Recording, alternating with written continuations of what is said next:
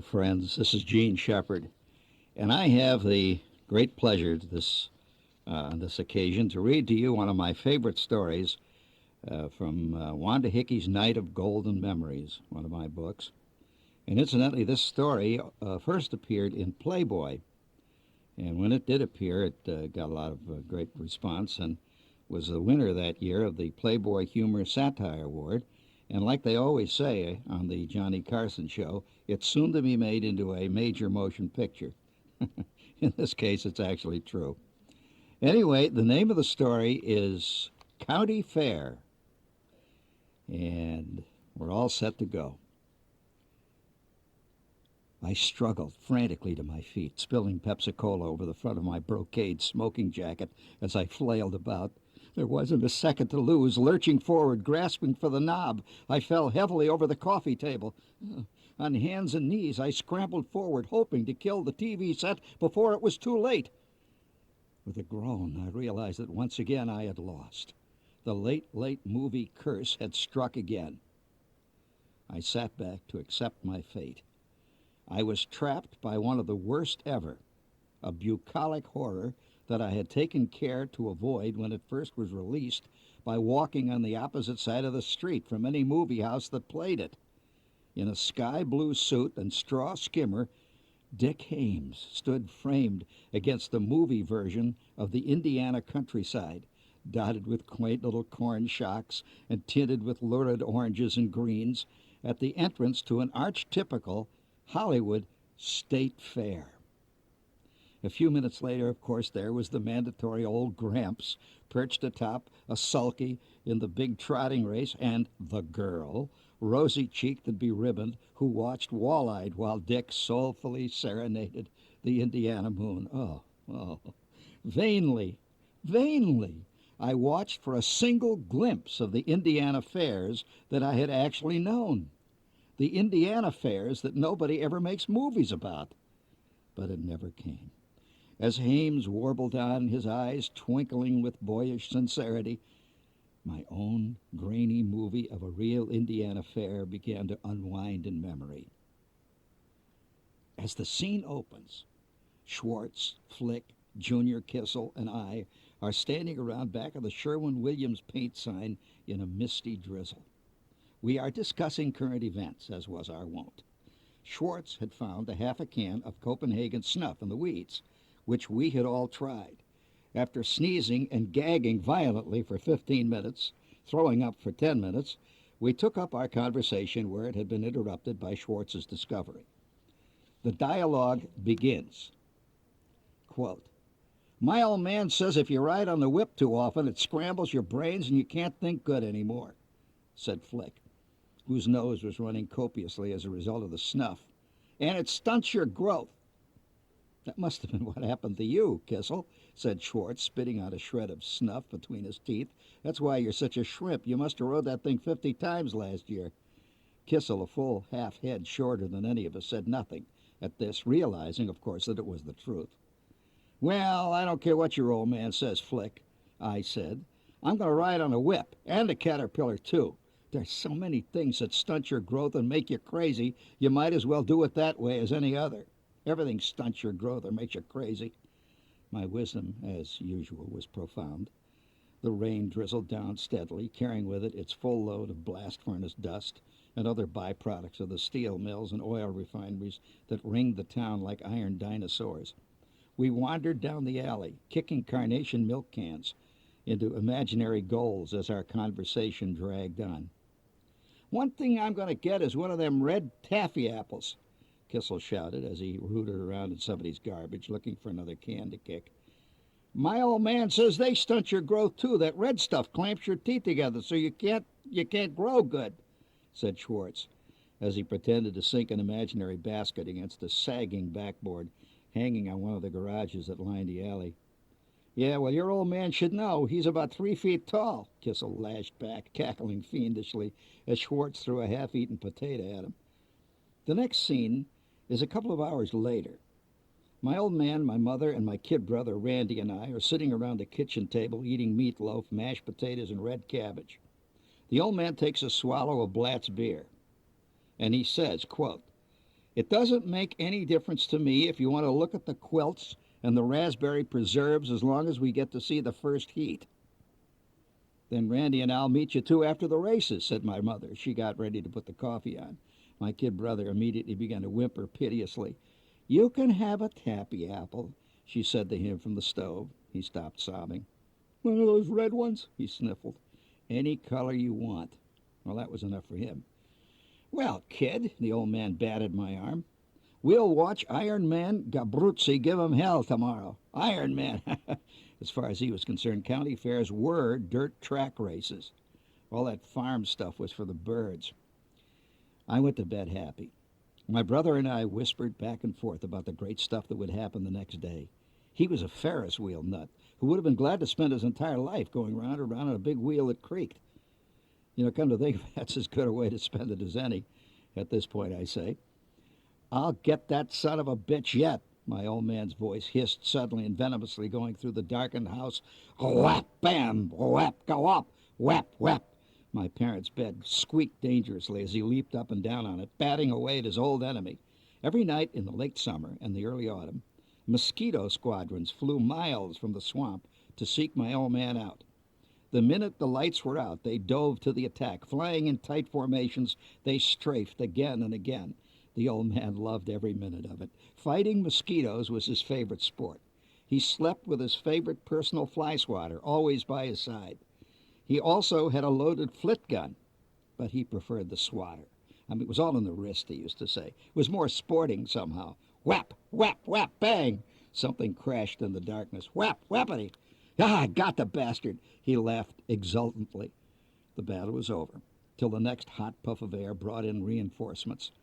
Our screens served only to keep the more enormous mosquitoes out of the house, allowing the smaller, lither, angrier types free access. During a second lull between attacks, I drifted off to sleep. Zing! Oh, the alarm clock blasted me hysterically into consciousness. Gray Saturday morning light filled the house.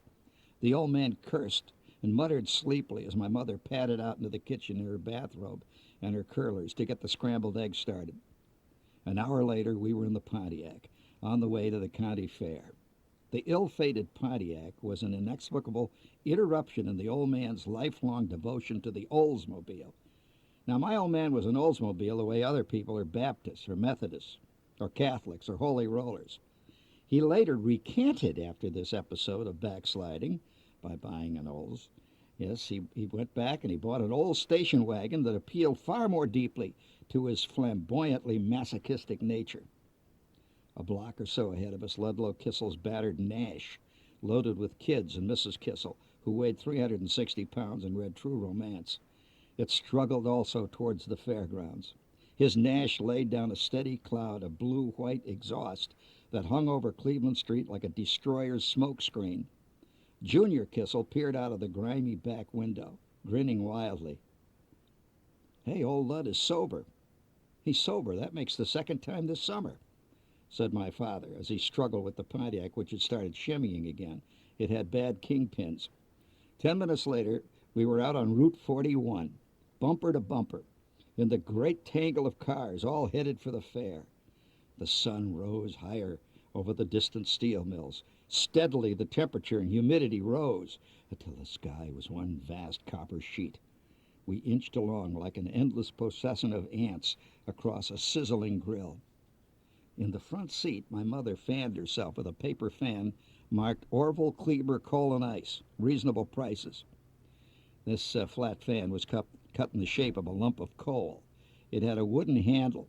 She always kept it in the car for days like this. This was before air conditioning. What the hell are you doing, jerk? He was barking at the driver ahead of us. His neck was red from sweat. His pongee shirt clung limply to his wiry frame, and his drugstore sunglasses dripped sweat as he glared through the heat waves and exhaust fumes at the idiot ahead. Sleeping Jesus, you're going to park that wreck, or you're going to drive it? It's one of his great witticisms. Little pitchers have big ears, my mother intoned automatically, gazing placidly out of her window at a Burma Shave sign. The old man's latest curse, one of an endless lexicon, was a new one to me. I filed that away. Sleeping Jesus, that might come in handy in a ball game.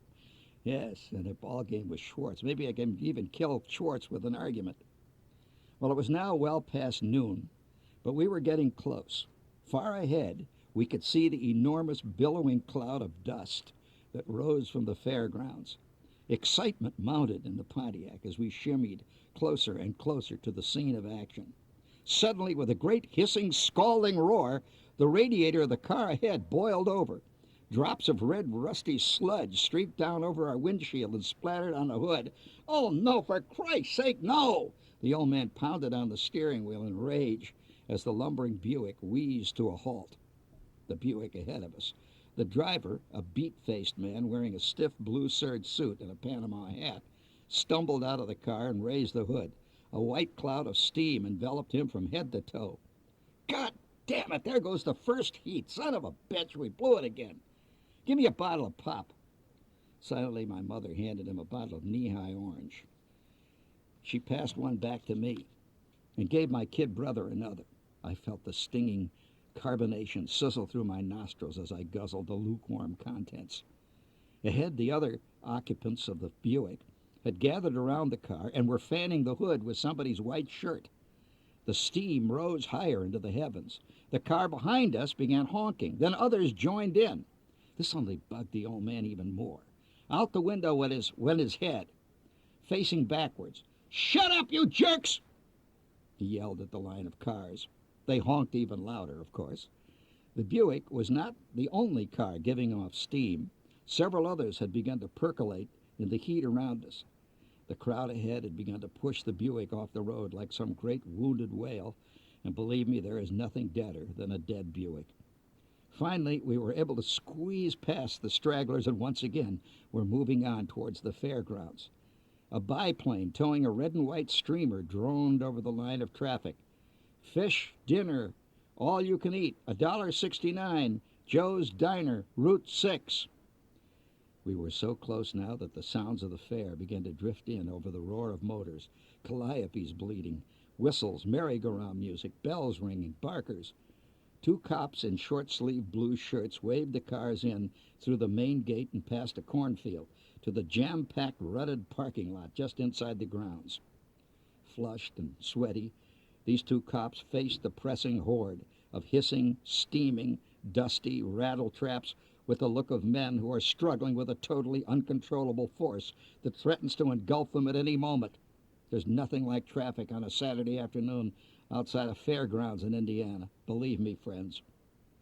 One cop blew his whistle in short, sharp blasts that matched every breath he took. Quick blasts of a whistle. With his left hand, he seemed to gather the cars in a steady hooking motion that pushed them on past with his right hand, which moved like a piston in the air, shoving the heaps through the narrow gate. The other cop, taller and much sadder, stood astride the center line of the asphalt road and glared slowly and deliberately at each car as it rolled past him. The old man, by now barely able to control himself and totally hot under the collar, muttered just barely audible obscenities as we drew abreast of the first cop, just under his breath. "What was that, buddy?" The cop's voice was level and menacing, cutting through the racket of the Pontiac's piston slap like an ice cube going down your back on a hot day. Instantly, an electric feeling of imminent danger whipped through the car. Even my brother stopped whining. Pardon me, officer?" The old man had turned down his innocent voice, which always sounded a little like he was slightly hard of hearing. He stuck his head out the window with exaggerated politeness. "Did I hear you call me a son of a bitch, buddy?" The tall cop was approaching the side of the car, his eyes piercing the old man like a pair of hot ice picks. What was that, officer? Sir?" "You heard me." A ham-like hand rested authoritatively on the door handle. A heavy foot clunked solidly on the running board. The lines came to a halt behind us. I'm sorry, officer. What was that you said, sir?" "You call me a son of a bitch." "Oh, heavens, no. Mercy me. Why, good gracious, you must have heard me sneeze. I am troubled with hay fever." The old man sounded amazingly like an Episcopalian minister. He sneezed loudly into his sleeve as a demonstration. I had seen the old man get out of many a tight squeak before, but this performance, believe me, topped them all. I drank it in, knowing that I was seeing a master at work. My mother said nothing through it all, just looked nervously pathetic, which seemed to help the old man's act. "Okay, Buster, just watch your lip, you hear?" "Why, bless my buttons, officer, I certainly will." "Why, yes, indeed. That is fine advice. Heavens to Betsy, I certainly will." "Thank you for your help, sir." With a flick of his wrist, the cop waved us on. The emergency was over. The old man let the clutch out so suddenly that the car jerked heavily twice before lurching forward. An elderly, trail-worn Chevy pickup truck, low in the back, carrying his farmer's driver, his wife, 7 kids, and a blue-tick hound, had stalled just ahead of us. The old man, out of pure reflex, muttered, "Son of a bitch." Realizing he was not yet out of earshot of the cop, he covered it with a loud, juicy sneeze. "Brack, bark." It grew hotter and hotter in our little oven as we waited for the farmer to get the Chevy moving again. Oh, at last we got inside the chicken wire fence and past the little box office where they took the old man's $2, the price for an afternoon of untrammeled bliss. My father shoved his hat under the back of his head while he fished frantically inside his coat pocket for his pack of Luckies, a sure sign that he was reaching the boiling point. Holy Christ, would you look at that? Ahead of us, waves of heat rose from a long line of motionless cars that stretched toward the distant parking lot. They had the look of cars that hadn't moved for maybe 2 hours. People sat on running boards. Fat ladies fanned themselves in the shade. Kids ran in and out past spare tires and around radiators. And guys with push carts selling hot dogs and fudgesicles moved up and down the line doing a roaring business. 2 cars ahead of us, a lady was unpacking a lunch basket and spreading bowls of potato salad and jars of pickles on a blanket that she'd laid by the cornfield. A tall man in shirt sleeves and a straw hat chomped contentedly on a sandwich. "Would you kids like a peanut butter sandwich?" My mother began rummaging in the paper bag that held our lunch. To the left of the line of cars was a high board fence. Now listen to this. There was a high board fence plastered with red and yellow posters. From behind the fence suddenly surged a tidal wave of deep-throated roaring, followed by clouds of dust and the smell of burning rubber and castor oil. My father hunched over the wheel in excitement. This was his home ground, and he could hardly wait to get in the action. Kaboom! For an instant, everything was blotted out of the sun. One of the picnicking ladies stood frozen, holding a bowl of coleslaw at her left hand. The sandwich eater stared heavenward, his mouth poised in mid-chomp. The old man, who had just tilted a can of beer toward the sky, stopped short, foam dribbling down his shirt front, eyes bugging out in amazement and delight. The top of the board fence disintegrated with a stupendous crash.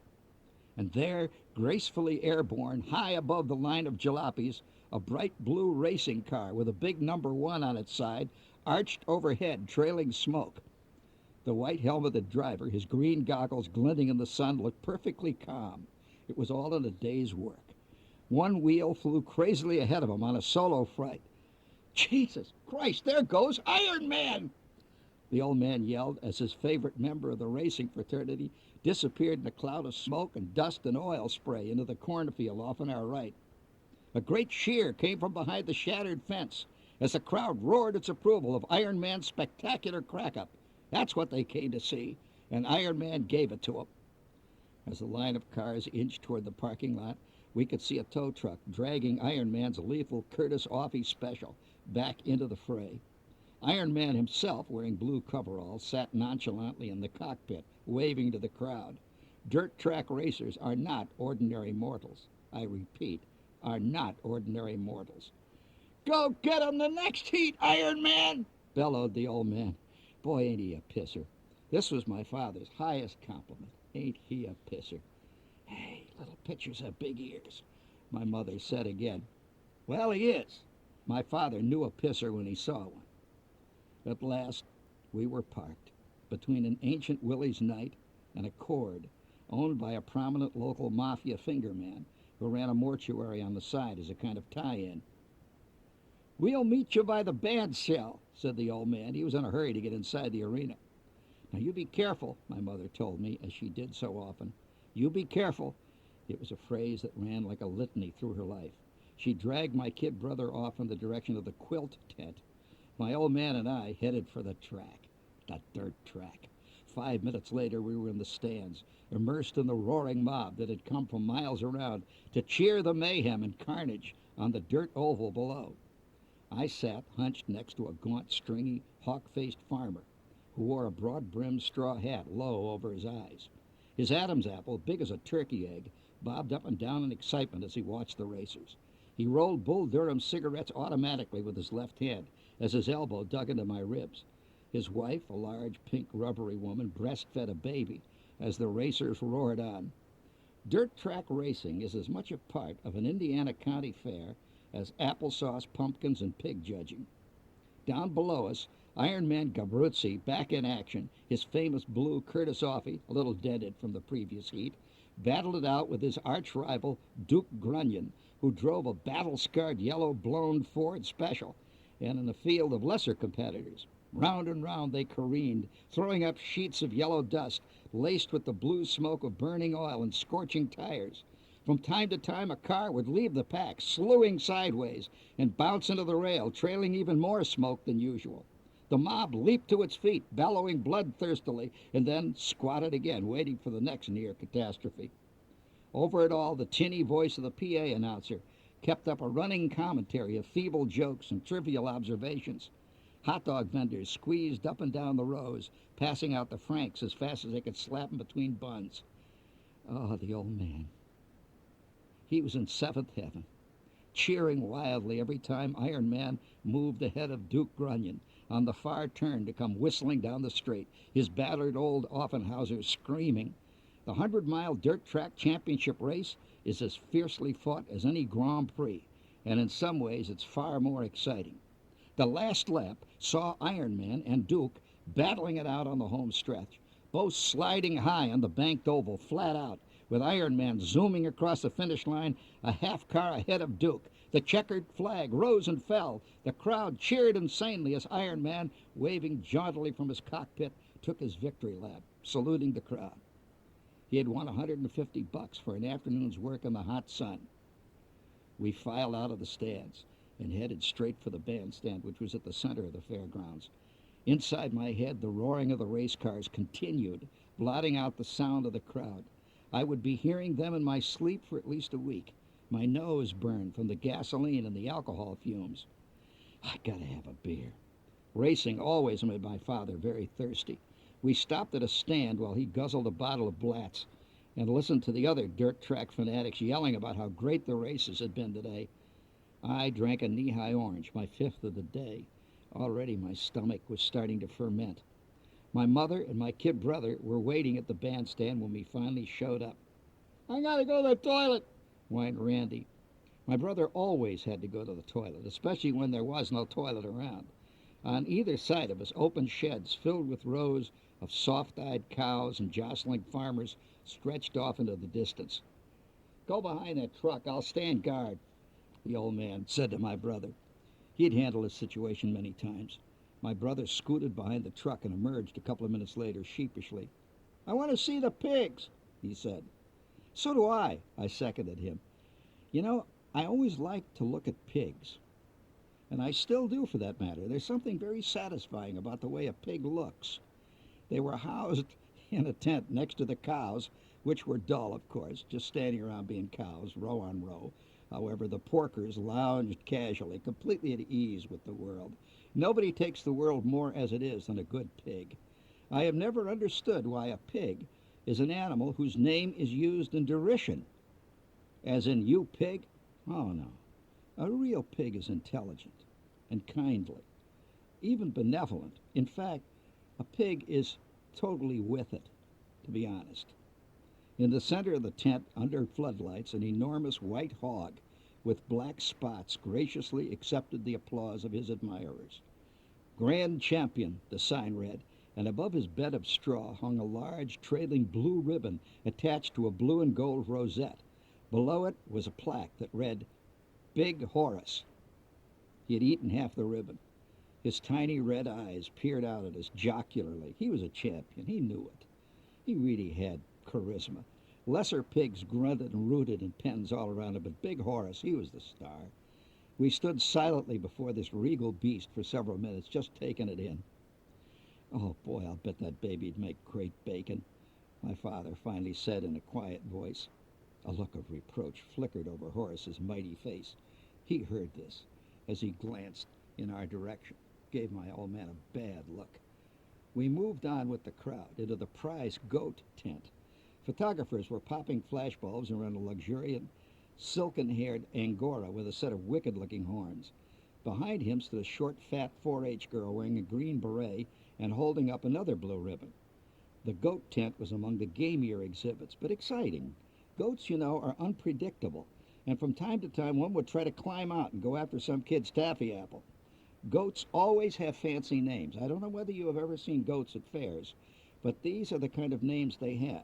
This one that we were looking at was Prince Bernadette Charlemagne de Alexandre of Honeydale Farms. The 4-H girl stared solemnly at the cameras while the bulbs popped on. The goat just chewed, spit once in a while, looked bored. We wandered around with the dusty crowds, looking at turkeys, ducks, rabbits, sheep, guinea pigs, and chickens. Oh, by the way, it was in the chicken tent that an enigmatic event took place.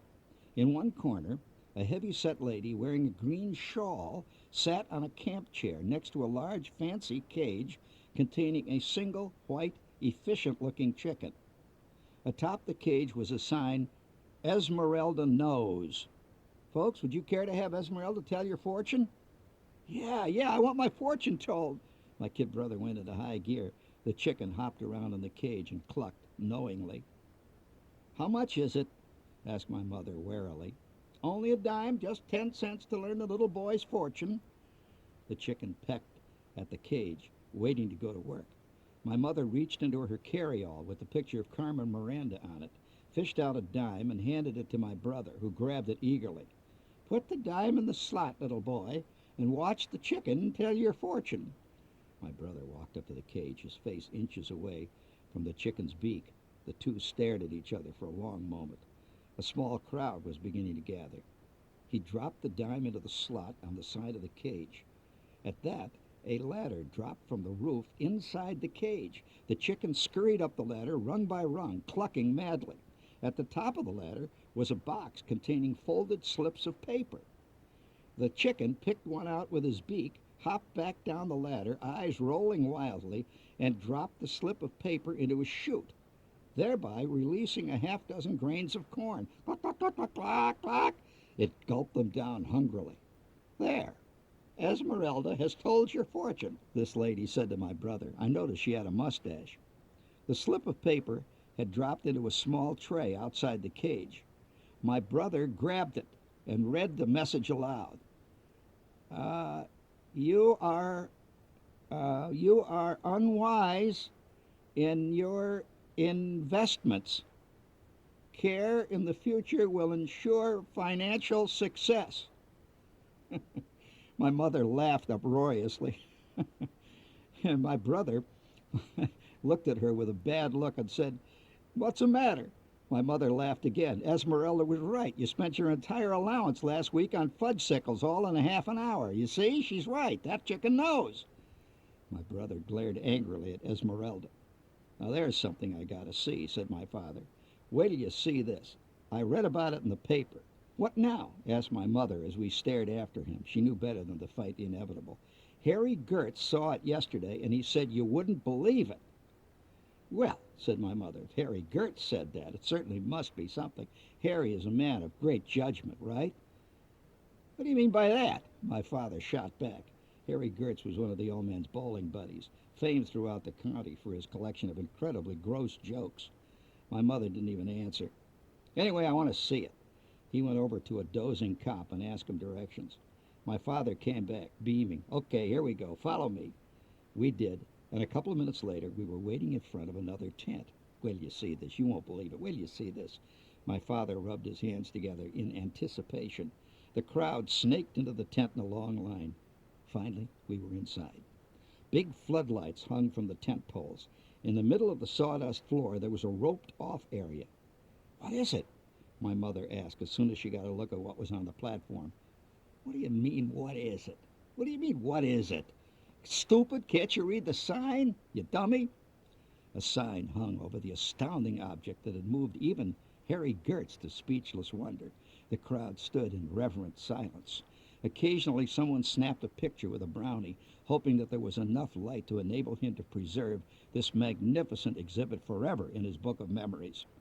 The sign, hand-lettered in gilt on fake parchment, was draped with an American flag, and the sign read, "This giant 47-pound, 10-ounce Indiana pumpkin, bearing a striking likeness to our beloved President Franklin Delano Roosevelt, was grown by Homer L. Seastrunk of RFD2, New Jerusalem, Indiana. Mr. Seastrunk plans to present this pumpkin to President Roosevelt at the White House in Washington, D.C." "How do you like that?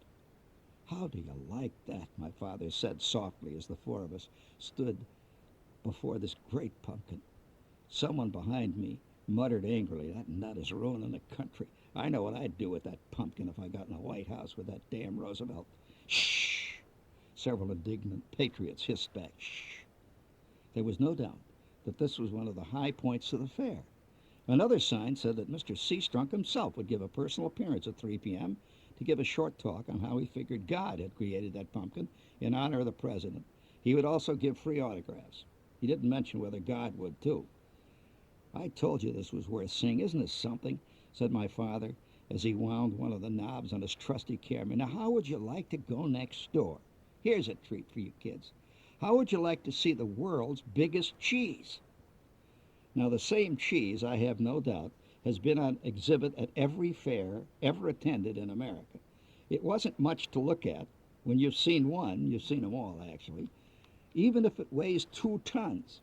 A sign read over this cheese, "The milk from 2,000 cows for 1 full year was required to make this cheese.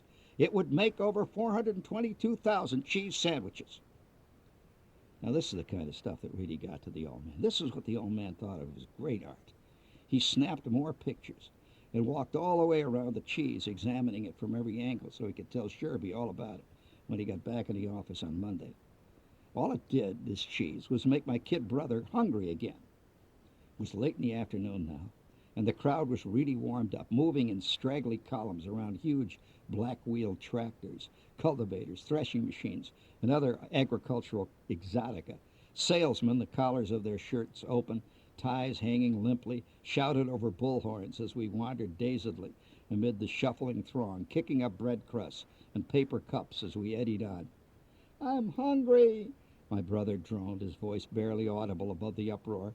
"Now, you've just gone. You'll have to wait," said my mother, pushing the damp hair back off her forehead. "I don't have to go. I'm hungry." Randy never gave up. "You heard what your mother said." My father got into the act. "I said I'm hungry." "You're what?" "You've had 3 taffy apples. You've had 4 hot dogs and 2 root beers. That's enough for a while." "I want a pickle." As it happened, we were passing a stand where a guy in a red vest and a white chef's hat was selling giant dark green pickles from barrels. People really eat strange things at county fairs. "I want one too," I said. So, of course, we all bought pickles and wax paper and rejoined the moiling mob. My pickle must have weighed 2 pounds. Every time I bit into it, it squirted down the front of my shirt and out of my tennis shoes. It was getting dark now, and 50 times more exciting as the bright lights began to flash around and caught everybody's face. I washed down the tart, puckery taste of the pickle with some cold buttermilk from a paper cup with a picture on it of a red cow wearing a green hat. My knees had begun to ache from the endless trudging through sawdust and over piles of debris. On either side of us, a sparkling ribbon of spinning yellow wheels, blue-white neon lights, and hot orange flames under cooking grills stretched to the horizon. Guys with leather jackets and great mops of carefully combed, greasy hair ranged through the crowd, looking for fights and girls. On a high platform, 2 blondes, wearing silver helmets, sat on the saddles of enormous, bright red Harley-Davidsons. They gunned the motors, definitely, sending thin blue exhaust smoke into the crowd that stood around the platform with glazed eyes and gaping mouths. The look of a crowd at an Indiana fair with their mouths hanging open is one that, once you've seen it, are always reminded of a school of fish. Defying death every second, defying death every second, straight from the World Championships in Paris, France. Melba and Bonnie stare to the very jaws of eternity, yelled the barker. Broom, broom. They gunned the Harleys. Another cloud of acrid smoke drifted out over the mob. The barkers spieled on. There is time for just one more big show tonight, just one more. Never in your life have you seen anything to equal the Devil Ride. Broom, broom, broom. Beginning in just 1 minute, in just 60 seconds, beautiful Melba and lovely Bonnie stare into the jaws of death. Broom, broom. The two blondes, thin-faced and pallid, peered out from under their spectacular helmets, chewing gum steadily as they gunned their Harleys. I gotta see that. That act was designed for my old man. I gotta see this. Anything that had to do with roaring motors and crash helmets hit him right in the vitals. Added to the fact that these were skinny blonde women, another weakness, and you had big-time showbiz as far as he was concerned. This was as far as it could go. This was Oscar stuff. With a couple of final provocative roars, the two raced down the ramp and disappeared through a doorway outlined in yellow and a string of colored light bulbs festooning a blood-red devil's face with green eyes. And in the distance you could hear him still. Brum, brum, brum. We followed close behind my father as he elbowed his way through the sweaty throng of Daredevil fans to the head of the line inside the tent. We found ourselves standing at the rim of a circular pit, 10 or 15 feet deep. The noise was deafening. The wooden floor vibrated and creaked under our feet. The air was thick with burning gasoline, and down in the pit, the two motorcycles boomed round and round, chasing each other madly in faster and faster circles, rising up the curved walls until they were riding almost horizontally under the chicken wire that separated the Harleys from the crowd. A white-faced, blue-veined minister, his high collar spotted with ketchup, stood next to us in tense excitement. Kids ran wildly in and out of the crowd, throwing peanut shells at the riders as they screamed round and round in their tight spiral. The old man peered down into the maelstrom, pounding the rail in excitement. Oh, my God! Oh, my God! As the motorcycles accelerated faster and faster. Defying gravity is their specialty. They are defying gravity itself. These specially built Harley-Davidsons, Melba and Bonnie, will now perform a death-defying feat never before seen in the United States. This is deadly and could result in a catastrophe, shouted the voice on the PA system over the racket. Down in the gloom of the hell pit, the exhaust trailed smoke as the bicycles rode abreast. Melba and Bonnie will now change motorcycles at top speed. The crowd hunched forward with expectancy. Even the kids were quiet. The thunder of the motorcycles had reached the point where no more sound could be endured. The whole structure, the floor, the guy wires, the back teeth, everything vibrated to the scream of the Harleys. Down in the pit there was a quick shuffling of bodies, and it was done. For Christ's sake, how do you like that? I wouldn't have believed it, said the old man to no one in particular. The minister, his black hat hanging at a rakish angle, applauded frantically. Oh, what an act. What a fantastic moment. Once again, we were out on the Midway, 50 cents poorer but infinitely richer in worldly experience, something we would never, ever forget again. My mother, who was eating a piece of watermelon, said plaintively, I haven't seen the quilts yet. I want to go on a Ferris wheel, whined my brother for the 28th time. I thought you were going to see 'em when we went to the races, those damn quilts, said the old man, ignoring the kid brother for the 28th time. We went to the cookie tasting instead. The what? The cookie tasting, over by where they were having the artistic flower arranging. The old man said nothing and headed for a 3-story orange face that laughed madly under a sign that read, Fun House. He hoped that by not answering she would forget those damn quilts. Mrs. Wimple has a quilt in this year, she persisted. Bernice Wimple from the club. She's got a quilt in there. It's the rose and duck pattern. My mother belonged to a dartball club that staged mysterious contests in the church basement every Thursday. Bernice Wimple played for the LaPorte, Indiana Bearcats, a legendary dartball team in the church league. It's a duck and rose quilt, she continued, wiping a watermelon seed off her chin with a paper napkin that said "Have fun" in blue letters over an American flag. My father, realizing that he'd have to say something, stalled for time. What the hell kind of quilt is that? A rose and duck quilt. She said, well, it's an artistic quilt that has two roses and two ducks and the face of Thomas Jefferson on it, done in cross stitch. Oh, Thomas Jefferson and two ducks and a couple of roses? Well, I got to see that, said my father sarcastically. After a 10-minute search, we finally found the tent with the quilt exhibit under strings of yellow light bulbs. The quilts were tacked up all around, stretched tight, so that the designs could be admired respectfully from behind a rope by the motley throng of art lovers. Mrs. Wimple's quilt was among them. We stood before the giant portrait of Thomas Jefferson, surrounded by ducks and roses. He looks a little cross-eyed to me, the old man observed accurately. Well, I think it's pretty. Mrs. Wimple worked 7 years on it. It's pretty. We peered at the third-place ribbon it sported and moved on to look at the others. The winning quilt had a stand all by itself, the winner.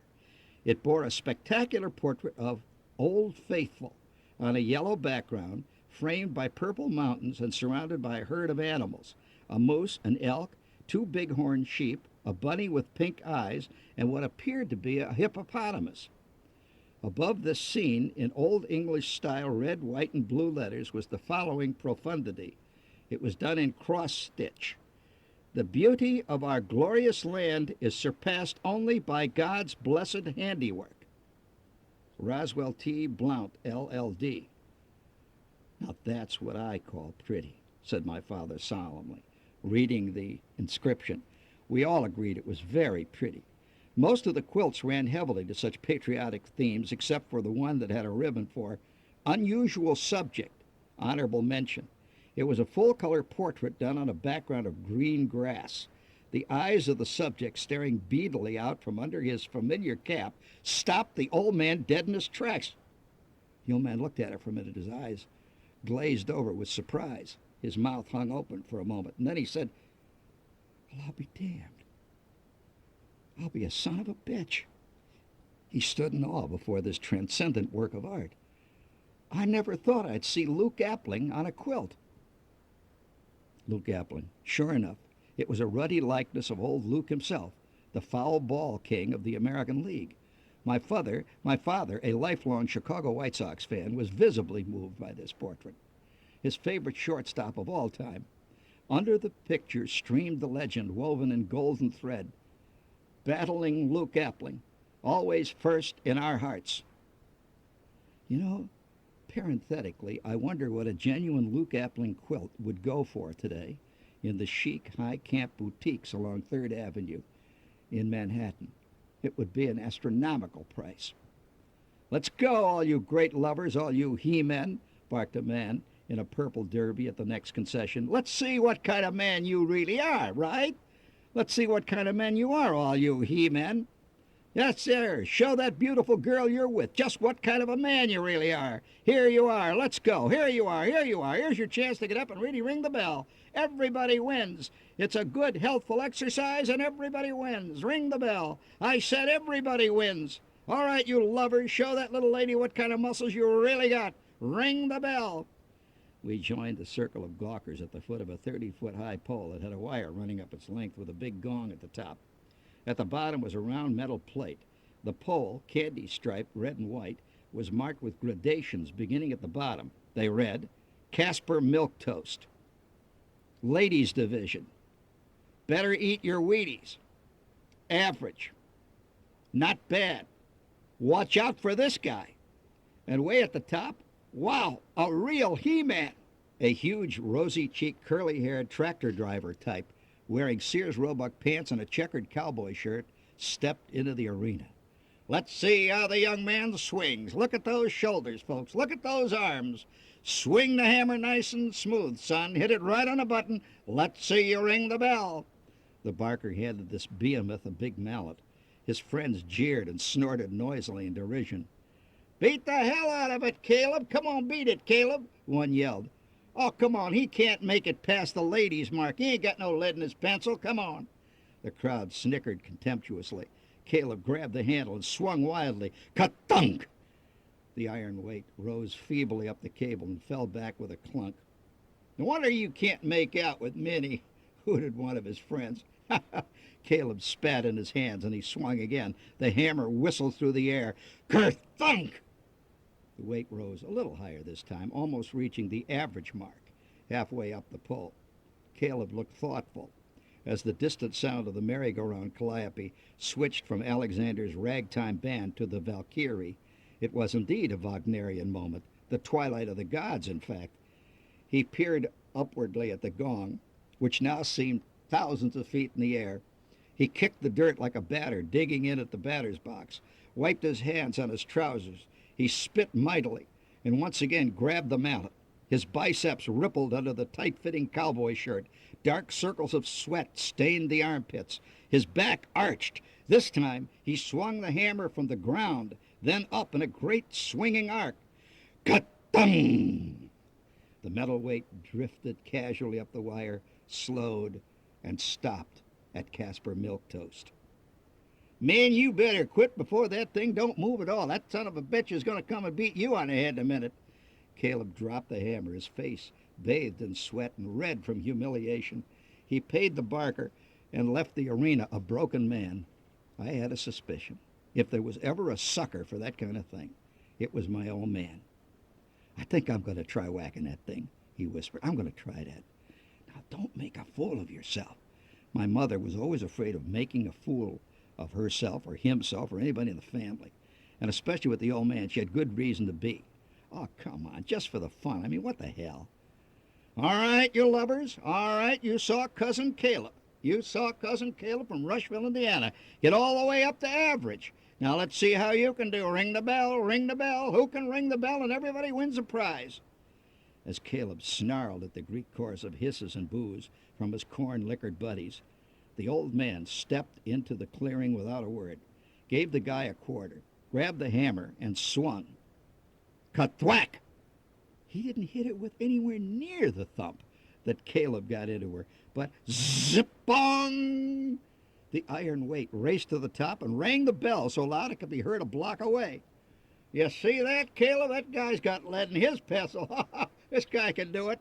The noisy nasal bray of rustic wit opened up again on poor Caleb. The little man wins a box of genuine Swiss chocolate bonbons. All you got to do is have a good swing. Who's going to win the next prize? All you lovers, step right up. My father, stunned at his totally unprecedented victory, grabbed the box of chocolates amid the applause of the rabble. The last we saw of Caleb was the hammer rising and falling at 2 bits a swing, being milked by that barker for every cent he owned. He was probably ready to go home and sell the farm and come back again and try her. This moment was to become a sacred gem in the family archives. The more it was told, the greater the feat became. Caleb grew into Paul Bunyan, and the old man's hammer swing rose to Olympian proportions.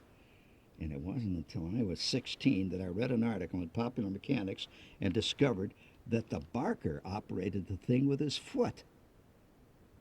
The old man fortunately never found out. As we moved from one marvel to the next, my brother and I began to list heavily to port. We hadn't stopped eating since we stepped onto the fairgrounds.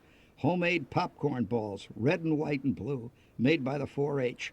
Girl Scout cookies, French fries, boiled corn on the cob, dripping butter, knee-high orange and Hires root beer, peanuts, pumpkin pie, hot dogs, pickles, American Legion auxiliary crullers, Moose Angel food cake, taffy apples, lemonade, and 1,000 free samples, including Purina Chick Chow, which my brother and I both ate avidly.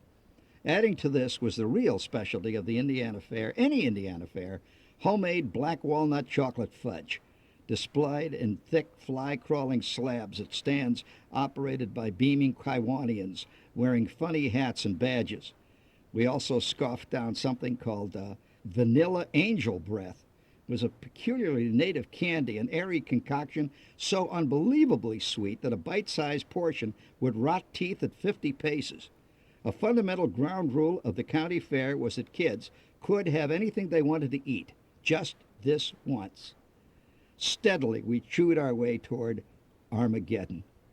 Barkers on both sides hawked everything from horse collars to mystic Mohegan Indian squaw corn cure.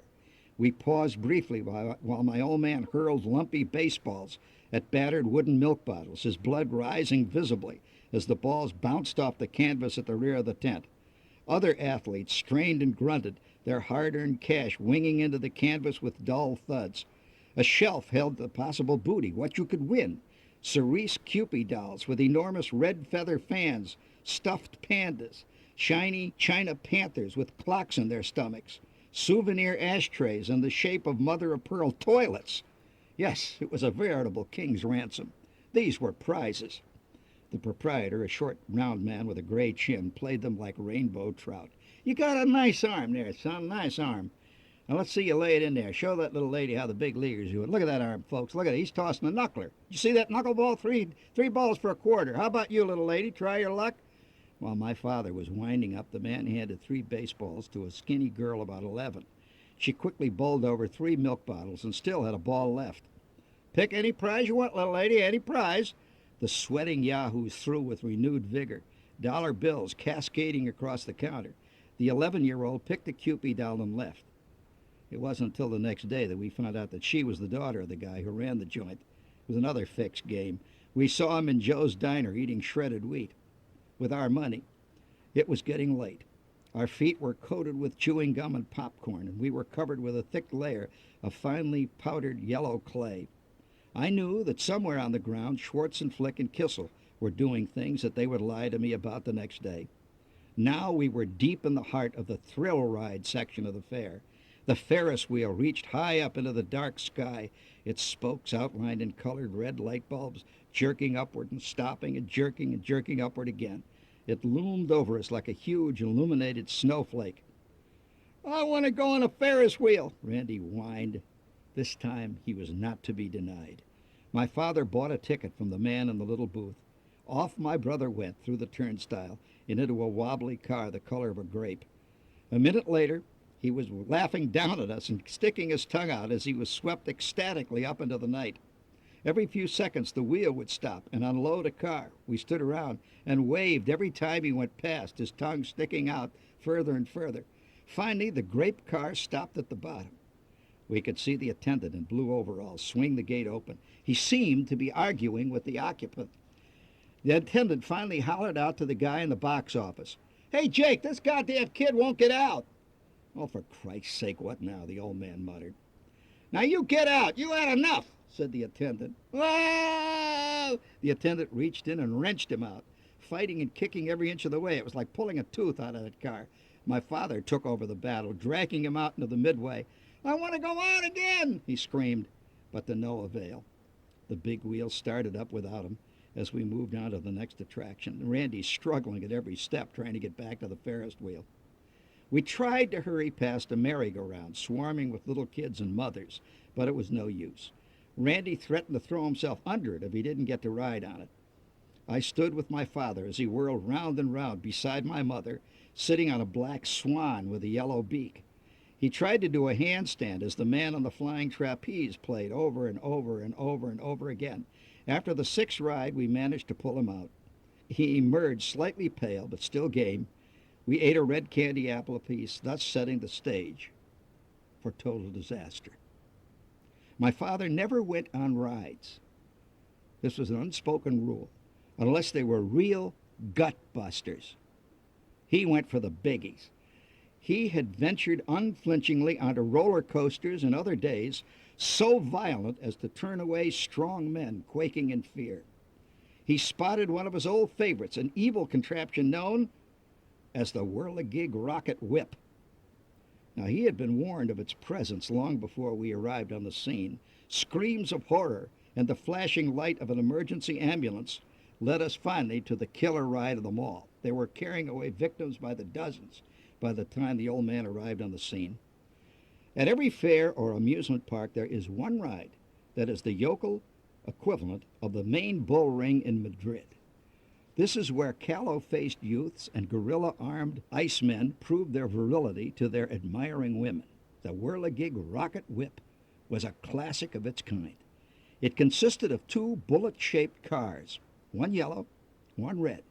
attached to the ends of rotating arms. It revolved simultaneously clockwise and up and down. At the same time, the individual cars rotated in their own orbits. The old man, spotting the rocket whip, strained forward like a fire horse, smelling smoke. "Are you sure you should go on that?" My mother held back. "Ah, come on, it'll do the kids good. Blow the stink off them." She didn't answer, just gazed up in fear at the mechanical devil that was now about to take on passengers. The yellow car rested near the ground, its wire mesh door invitingly open. He bought 3 tickets from the operator, who sat near the turnstile in a rocking chair, the control lever at his side. "Let's go, kids. Come on. This is going to be fun." We piled into the car. Now, the interior was simplicity itself. 2 hard metal seats and a bar that clamped down over the laps of the occupants so that their bodies didn't become actually dismembered. We sat stationary for a long moment. High above us, the occupants of the red car gazed down at us, upside down, waiting for Thor's hammer to descend. The man yanked the lever, and it began. Slowly at first, we began to spin. The landscape outside our wire mesh cage blurred as we gained speed. We leaped skyward, up, up, up, paused briefly at the top of the arc, at what looked like thousands of feet above ground level, and then plunged straight down. Just as we neared the earth, we were whipped upward again. By this time, the car, caught by enormous forces, had begun spinning centrifugally on its own. We were trapped in a giant cream separator. This was an enormous wearing blender. There were brief flashes of dark sky, flashing lights, gaping throngs, my old man's rolling eyes, his straw hat sailing around the interior of the car. "Oh, oh, oh, for Christ's sake," he yelled. A shower of loose change, quarters, nickels, dimes, pennies, sprayed out of his pockets, filled the car for an instant, and were gone out into the night. "Oh, Jesus Christ, no, no," he yelled again, as his brown and white marbled wherever fountain pen with his name on it, given to him by the bowling team, flew out of his pocket and disappeared into the night. Higher and higher we flew, swooping low to scream upward again. My kid brother, chalk white, whimpered piteously. I clung onto the iron bar, certain that my last hour had finally arrived. My head thumped the back of the car steadily as it spun. "Ain't this fun, kids? Ain't this fun? Oh, God, what a ride! Oh!" shouted the old man, sweating profusely. He made a grab for his hat as it sailed past him. "Wave to Ma, kids! Wave to Ma! There she is!" It was then that the operator turned the power on full. Everything that had gone before was just a warm-up. Our necks snapped back as the rocket whip accelerated. I was not touching the seat now at any moment. I was airborne, jackknifed over the bar. I saw that one of my shoes had been wrenched off my foot. At that moment, with no warning, my kid brother let it all go. His entire accumulation of goodies, now marinated and pungent, gushed out in a great geyser. The car spun crazily. The air was filled with atomized spray of everything he'd ingested the last 24 hours. And down we swooped. "Oh, my God, my new podgy shirt!" Soaked from head to foot, the old man struggled frantically in his seat to get out of the line of fire. It was no use. I felt it coming, too. I closed my eyes, and the vacuum forces of outer space just dragged us all out of me like a vast suction pump.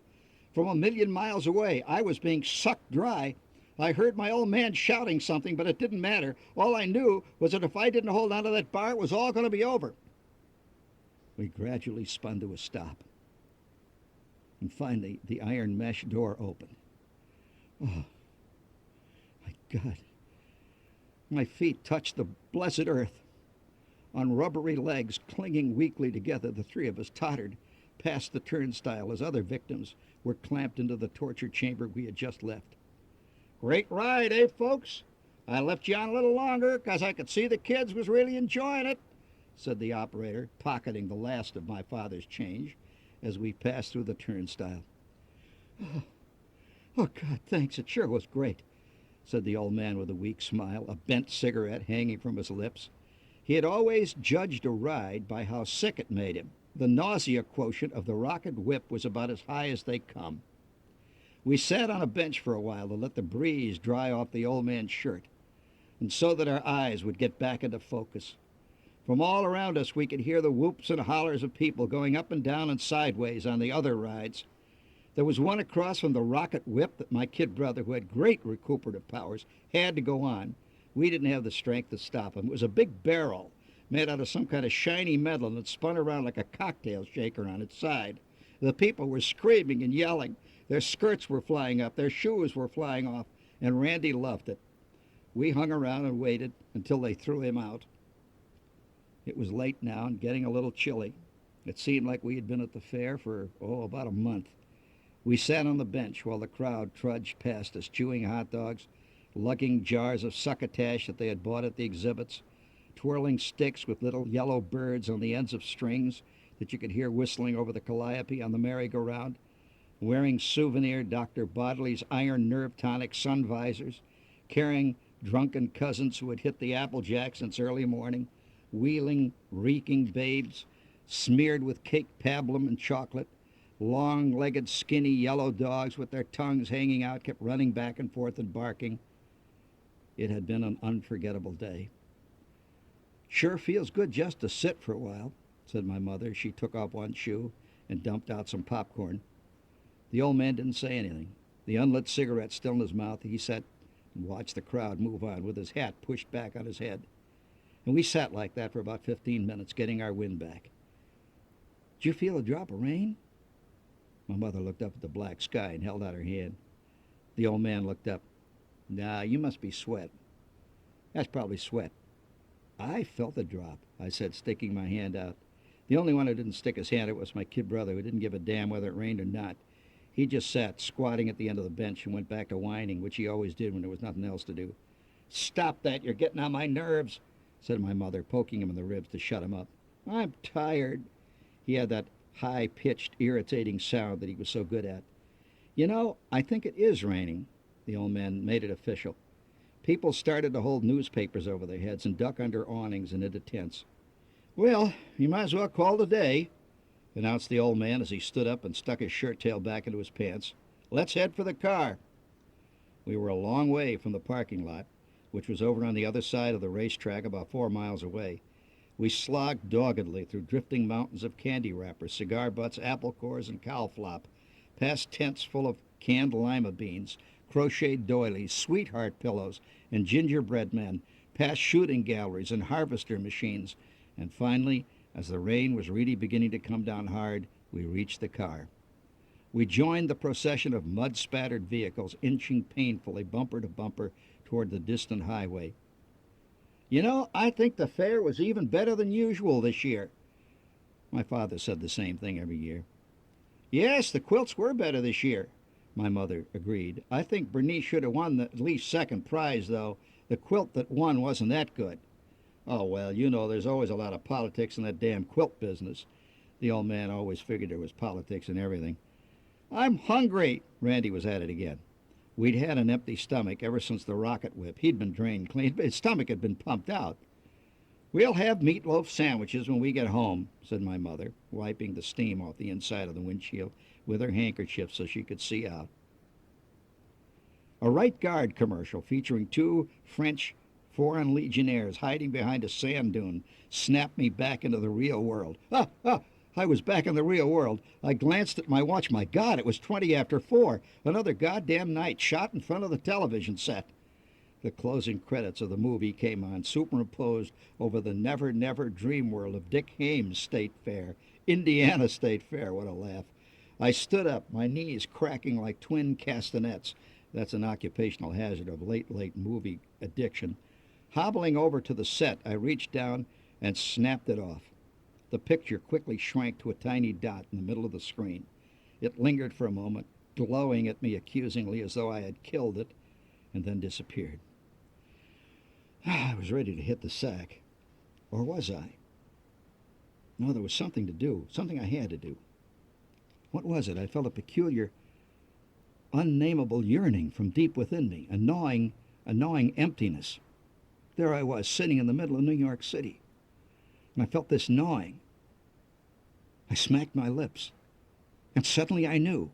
Marching purposefully to the front closet, I threw on my coat, and I headed out the front door into the empty Manhattan streets on a lonely quest. I had to have a taffy apple.